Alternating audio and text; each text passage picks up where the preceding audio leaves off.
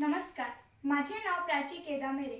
मी इयत्ता 6वी ब ची विद्यार्थिनी. माझ्या शाळेचे नाव केएलडी विद्यालय दैवड असे आहे.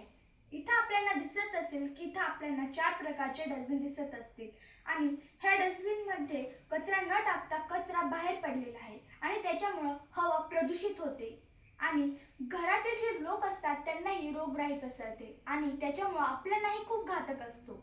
आणि हे बाहेर असल्यामुळे कचरा हवा प्रदूषित होते आणि ते प्रदूषित कसे थांबवायचे हेही आपल्याला कळाले पाहिजे. इथं आपल्याला दिसत असेल की या निळ्या डस्टबिनमध्ये आपण पेपर टाकावा, या हिरव्या डस्टबिनमध्ये आपण काच टाकावे, या पिवळ्या डस्टबिनमध्ये आपण प्लास्टिक टाकावे, या लाल डस्टबिनमध्ये आपण धातू टाकावे. आणि हे असे टाकल्यामुळे आपल्यालाही रोगराई पसरणार नाही आणि जी हवा आहे ती हवा ही प्रदूषित होणार नाही. आणि याच्या मागचा उद्देश असा आहे की आपण कचरा कुंडीमध्ये कचरा न टाकता कचरा बाहेर टाकतो आणि त्याच्यामुळे रोगराई खूप पसरते. धन्यवाद.